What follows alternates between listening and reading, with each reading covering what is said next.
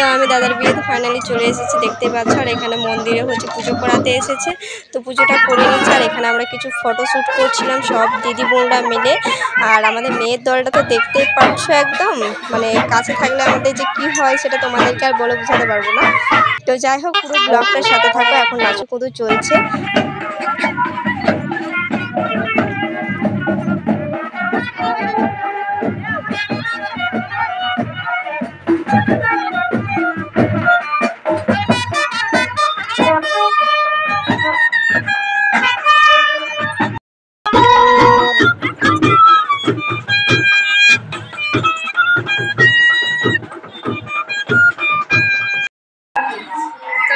দেখতে পেলে সবকিছু করে এলাম। আর আমরা এখানে হচ্ছে কিছু রিলস বানাবো, সবাই আসি।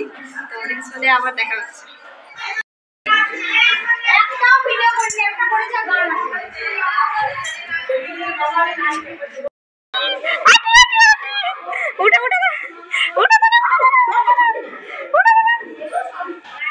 উঠে দাঁড়া, উঠে দাঁড়া।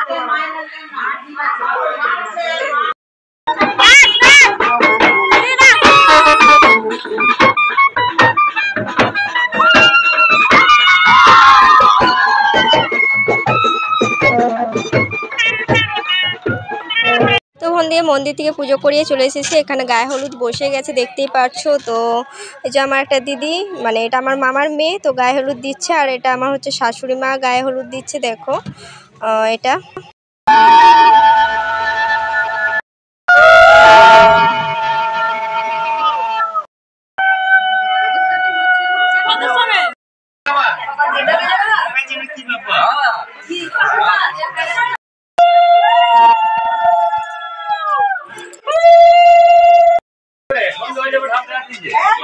ওখানে গায়ে হলুদ কমপ্লিট, সব যা যা ছিল সব কিছু কমপ্লিট। আর এখন যাচ্ছে গায়ে হলুদ দিতে।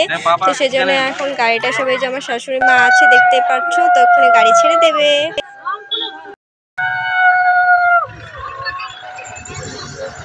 তো গায়ে হলুদের ব্লগটা এই পর্যন্ত কেমন লাগলো অবশ্যই কমেন্ট করে জানিয়ে, আর ছোট্ট করে একটা লাইক ডান করে দিও।